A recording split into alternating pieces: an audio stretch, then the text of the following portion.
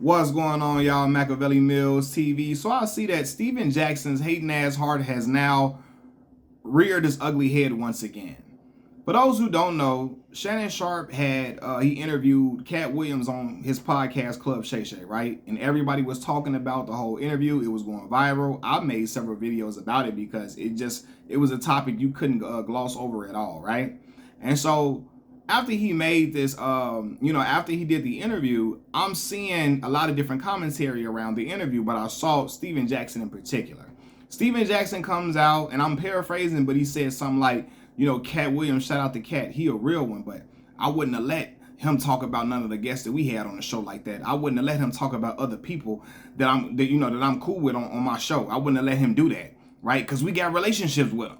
I wouldn't have let him talk like that on my show. I wouldn't have let him go as far as he did on other people on my show, right? And I've noticed this. Every time Shannon Sharpe does something or has something going on, Steven Jackson is always being a naysayer of it, right? Shannon Sharpe has an opinion about LeBron James, or he does something, at a game, or, now he had a situation on his podcast. He's always going out of his way to throw little shots at Shannon Sharpe. I'm like, yo, what the fuck is up with him and Shannon Sharpe? I don't know. I think it's Shannon's a big fan of LeBron, and Stak always be trying to be passive aggressive against LeBron James. I don't know if it's because he hasn't come on all the smoke yet or not. But I just want to get back to the topic at hand. Steven Jackson says he would have never allowed one of his guests to talk about somebody that he got a relationship with, and he wouldn't allow them to go that far. We know the lie detector test determined that was a lie, because when he had Charles Oakley on there, Oak was on there clowning Isaiah Thomas. Chicago's own Isaiah Thomas clowning Isaiah, clowning Zeke. And Stak was up there laughing his ass off, chuckling, could barely breathe. He was laughing so hard, right? And then Isaiah Thomas had to come on the podcast and really remind him, hey, it was me, Isaiah Thomas, that saved you, Steven Jackson, when you got into that brawl against the Detroit Pistons, the malice at the palace. After that, they were trying to kick you out the league. I went and talked to David Stern and say, oh, no, you can't do this to him. You can't do this to him. I spoke up for you. You got my number from Al Harrington. I spoke up for you, right? And that was to sun him for saying, hold on, you up here laughing and giggling and keying with Charles Oakley when he trashing me and clowning me and acting like I'm second rate, or acting like Isaiah Thomas ain't the second greatest point guard to ever breathe. They're acting like Isaiah Thomas ain't no legend. You up there giggling with him while he's clowning me. You're like, no, I gotta remind you, I saved you.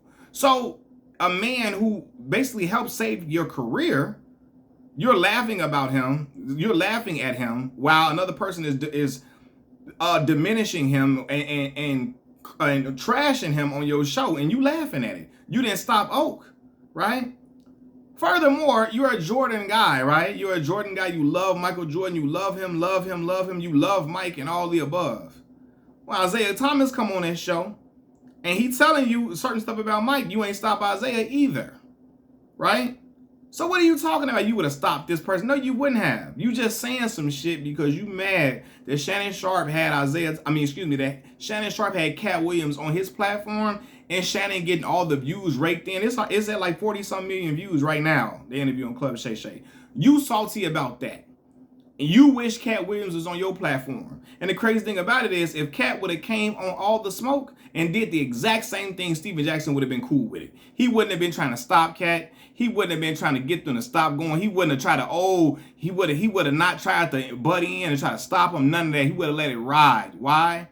Because Stak wants them views too. Let's be for real. He's being disingenuous. He hating on the fact that Cat went over there to Club Shay Shay and ran up them numbers like that. He feel a way about it. He been feeling a way about certain stuff Shannon been doing for a while. And Shannon has said he peeped game a while ago. He didn't say nothing. But in his latest show, not latest, but like 2 shows ago on Nightcap, he alluded to, hey, I see you be hating on me. He didn't say his name. He said there's a guy in so many words. He referenced what Stak said. He didn't say Stak name, but I wouldn't have let him do this and all that. Man, knock it off. You would have came, if he would have did the exact same interview on your platform, you would have had nothing to say about it. You wouldn't have any rebuttals to nothing he said. You only talking that shit now because he was on Shannon platform. Come on, let's keep it a buck. He wouldn't have interjected or tried to, oh no, don't say that about this person, don't say that about that person. He wouldn't have done it because he didn't do it before. He never did it before. You know, and this is the thing too, because people were trying to attack, oh, Shannon could have. Listen, I'm gonna say this. Sometimes as an interviewer, you gotta let the interviewer, the interviewee, get their shit off. You gotta let them get their point across. The moment you trying to start stopping them and trying to like cut them off, and you trying to like tell them, don't say that, don't say this, and when you trying to tell them, hey, let's clean it up, don't do that, you don't mean that, and all this and all of that, some of them may become agitated and say, you know what, I don't want to talk to him no more. He not letting me say what I want to say. He not letting me get my grievances out. It don't mean you gotta agree with everything that they saying. Shannon wasn't agreeing with him.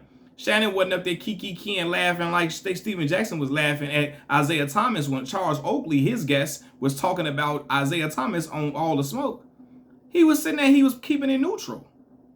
And so he let her ride out so that, hey, the interview can continue and he can still feel like it's a vulnerable space for Shannon to get in the other questions that he wanted to ask eventually, right? But yeah, acting like, and then furthermore, he can't control that grown man. Shannon didn't know he finna come in there and do that. He was caught on the spot, and at that moment, you got to make a split-second decision on what you're going to do as the interviewer.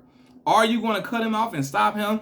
Are you going to ask probing questions? Are you going to ask open-ended questions about the whole circumstance? Or are you going to let them just air their grievances out? Are you going to try to stop them? Or no, he had to make that split-second decision so that it can determine the rest of the outcome of the interview, and it was gold. You know, and so what's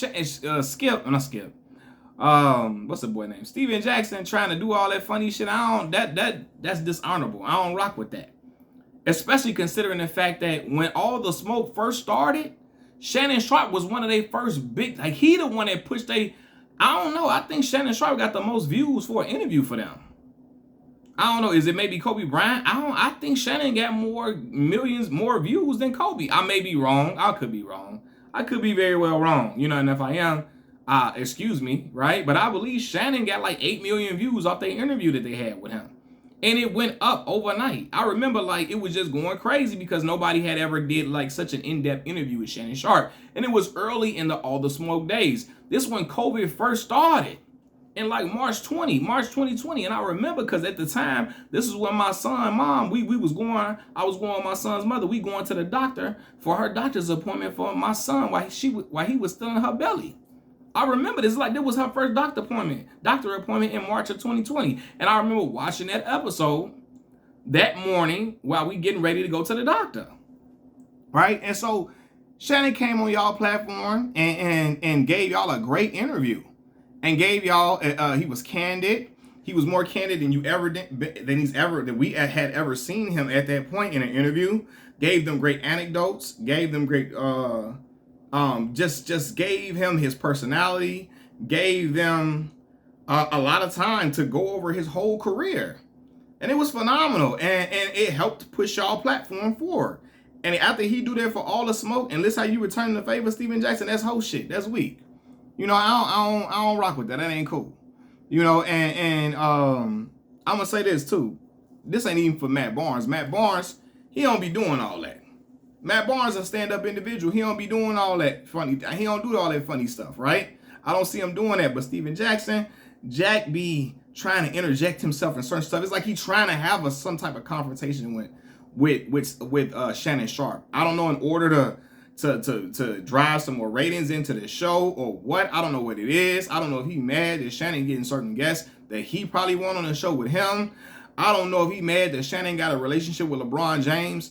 He able to get possibly maybe one day get LeBron James on Club Shay Shay at some point. And I believe that's coming without a doubt. He gonna be on Club Shay Shay talking to Shannon about his career and life, probably maybe like at the end of his career when he about to retire, or a little bit sooner than that. You know, I'm sure he's gonna do that for Shannon, right? But yeah, I don't know, man. It just Steven Jackson. It seemed weird as hell, you know. And I'm looking like, dog, like, come on, man. All this, you wouldn't have did this, you wouldn't have did that, bro. You would have sat there and did the same thing Shannon did. Or you probably would have did a worse job than that. Let's be for real, man. People don't be keeping stuff a buck. But like, nah, man, you don't like Shannon for whatever reason, and you mad at he got Cat Williams on his platform and you didn't. And so he be always, oh man, he be he up there about to fight at the Grizzlies game. This is Steven Jackson talking about Shannon Sharpe.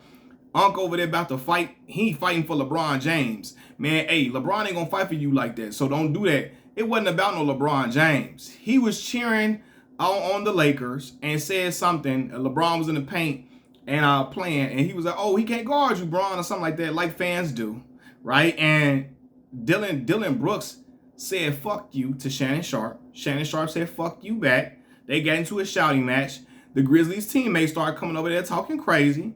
And Shannon returned fire. He returned, insults. He responded like a normal person would. It ain't no, oh, you trying to fight for LeBron. No, I'm fighting because I'm ready to scrap because these dudes disrespectful. They talking crazy. I don't like what they saying, and I'm going to respond to that, and we going to go ahead and handle it how it should be handled. Now, they shouldn't have been fighting or nothing like that, and Shannon apologized for it. But, yeah, like Steven Jackson trying to make it seem like he fighting for LeBron. He don't like Shannon Sharpe because, I don't know, but it's ridiculous.